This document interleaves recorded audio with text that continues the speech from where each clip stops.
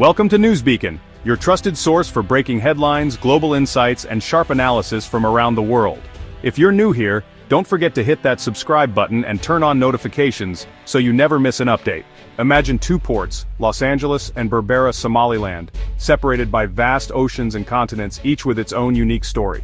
On the surface, they seem worlds apart, but beneath, powerful currents are drawing them into the same global narrative. Today these ports are unexpectedly linked by a new and intensifying global rivalry, one that is reshaping the very foundations of international trade and power. For decades, Los Angeles stood as a symbol of the deep economic bond between the US and China. The formula was simple: China manufactured, America consumed. This relationship powered the world's largest economies and filled store shelves across the US with affordable goods. Every day, container ships arrived, bringing with them not just products but jobs, prosperity, and a sense of stability. This relentless flow of goods defined the global order for a generation, making the world feel smaller and more connected. But now, the spotlight shifts to Berbera, a once quiet port that has become the center of a high-stakes geopolitical chess match, drawing the attention of world powers. Just miles away, China's military base in Djibouti projects its growing power across the region, while the US eyes Berbera as a potential foothold for its own strategic ambitions in the Horn of Africa. This contest is about far more than trade. It's a struggle for influence, for control over vital shipping lanes, and for the ability to shape the future of entire regions. The once robust economic link between Washington and Beijing is fraying, as tariffs, political tensions, and shifting priorities take their toll. In response, China is actively reducing its dependence on the US, pouring investments into Africa, the Middle East, and beyond, building new partnerships and infrastructure. By forging new trade routes and signing fresh agreements, China is rewriting the rules of global commerce, challenging the old order and creating new opportunities for itself and its allies. This is not a short-term maneuver, but a deliberate long-term pivot, one that is reshaping alliances, redrawing boundaries, and generating new tensions across continents. For years, the world assumed that economic integration would make China more like the West. But instead, China is charting its own course, blending tradition with ambition, and redefining what it means to be a global power.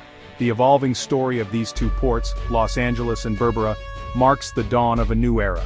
Here, competition, not cooperation, is becoming the defining feature of the world's two largest economies. The global map is being redrawn before our eyes, as nations adapt to shifting currents and a new world order takes shape.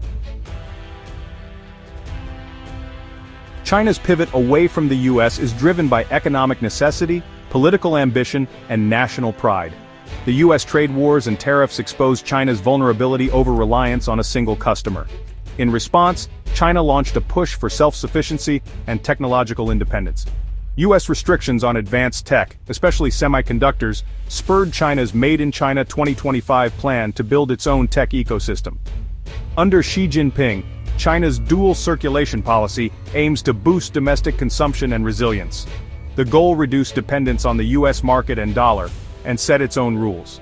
China is building parallel systems in technology, finance, and trade, a great economic wall to protect its interests. This shift is about control. Beijing wants to shape its own destiny. The world is watching as China builds a new economic order. To reduce its reliance on the US and diversify its global connections, China launched the Belt and Road Initiative, one of the most ambitious infrastructure projects in modern history. This vast network of railways, highways, ports, and energy pipelines stretches across Asia, Africa, and Europe, linking dozens of countries through new trade corridors and development projects. But the Belt and Road is more than just an economic venture. It's a bold strategy to expand China's influence, reshape global trade patterns, and foster new diplomatic relationships outside the Western sphere. Today, China stands as the largest trading partner for over 120 countries, having signed major trade agreements like the Regional Comprehensive Economic Partnership, which brings together nearly a third of the world's population and GDP. By forging regional partnerships and deepening economic ties, China is making its economy more resilient to Western pressure, sanctions, and market fluctuations. At the same time, China is actively promoting the yuan in global trade, encouraging its use in cross-border transactions and international reserves, slowly chipping away at the dollar's dominance. Through currency swaps, direct trade deals, and financial cooperation, China gains more control over its economic destiny and reduces its exposure to US sanctions and financial restrictions. For many developing nations, China now offers investment, technology, and expertise that were once available only from Western countries, helping to build roads, bridges, and digital infrastructure. Critics warn of mounting debt and growing Chinese influence, raising concerns about sovereignty and transparency. Yet for many, these partnerships represent a chance for growth, jobs, and modernization. As China builds a new ecosystem of partners and allies, it is steadily shifting the global balance of power, forging a future where influence is shared far beyond the traditional Western centers. Africa is now a central stage in the global power struggle, where the ambitions of the world's superpowers converge. Once seen mainly as a source of raw materials, the continent is now recognized for its strategic importance, youthful population, and rapidly growing markets. The stakes have never been higher, and the world is watching closely as Africa's role transforms. China's engagement goes far beyond extracting resources. It's about building roads, railways, hospitals, and digital infrastructure that connect cities and people. These projects are reshaping African economies, creating jobs, and leaving a visible mark on the landscape. China's approach is comprehensive, aiming to weave itself into the fabric of daily life across the continent.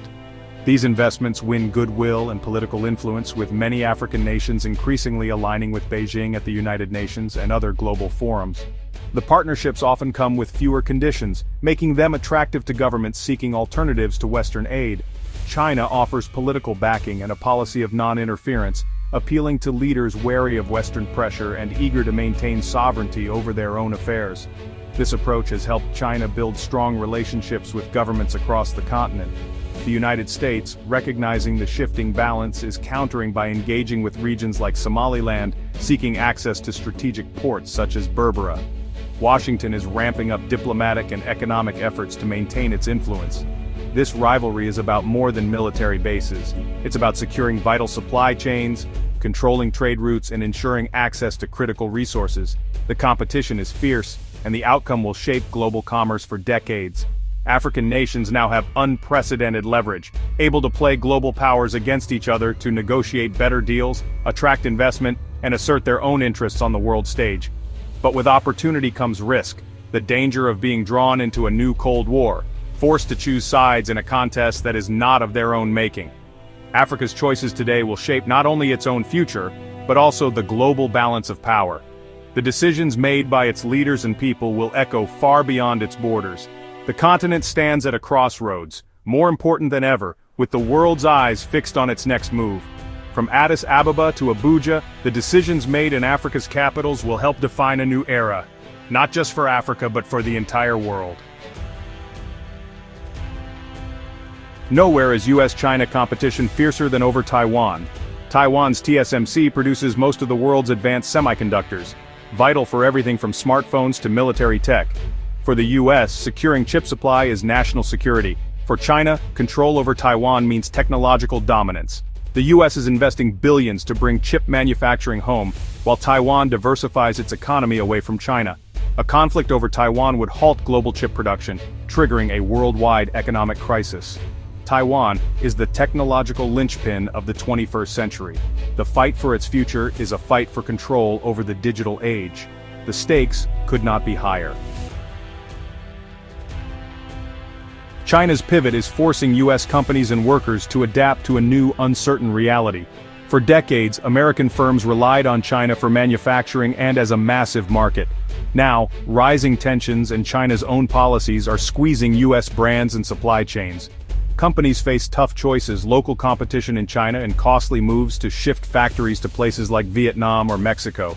This de-risking is reshaping global manufacturing, not just decoupling. Some US manufacturing is returning home, creating high-skilled jobs in tech and green energy. But the transition is disruptive: higher costs, inflation, and a need for new worker skills. Companies must rethink strategy, building resilient regional supply chains. The era of frictionless globalization is over. Businesses and workers must be more agile to survive. The American economy is being fundamentally restructured. Adaptation is the new imperative. The global economic shift is hitting consumers everywhere. For years, Western shoppers enjoyed cheap goods thanks to China's manufacturing might. As companies move production elsewhere, costs rise, meaning higher prices for electronics, clothes, and more. The era of ever-cheaper goods may be ending, straining household budgets. New manufacturing hubs like Vietnam and India may see economic gains, lifting millions into the middle class. The benefits of globalization are being redistributed, creating new winners and losers. The world's economic map is changing. As tech ecosystems split, consumers may face incompatible products and a splinter net. The free flow of information and goods could shrink, making the world feel smaller and more divided. Everyday life is being reshaped by these global shifts. The US-China split is redrawing the world's geopolitical map. The post-Cold War era of US dominance is over. We're entering a multipolar world of shifting alliances. The US is strengthening old alliances and building new ones to counter China's rise. China is deepening ties with Russia and the global south, forming new blocs like BRICS. International institutions are struggling as China challenges the old consensus. Middle powers like India, Brazil, and Turkey are gaining influence, playing both sides. Their choices on trade and security can tip regional balances. The future won't be shaped by Washington and Beijing alone. Power is more diffuse, alliances more transactional. The world is more complex and less predictable than ever. The road ahead is uncertain, shaped by US-China rivalry. One scenario, managed competition with regionalized supply chains and tense but stable coexistence. Another, a new Cold War with divided blocs, politicized trade, and heightened military risk. Or a fragmented world, where neither superpower dominates and regional powers carve out influence. The choices of leaders in Washington, Beijing, and beyond will decide which future emerges. For businesses and citizens, adaptability and resilience are key.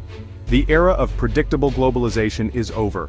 Navigating this new world requires clear-eyed risk assessment and new partnerships. The great power competition is not just a headline, it's the defining reality of our time. The future is unwritten, and the stakes are global. How we adapt will shape the world for generations.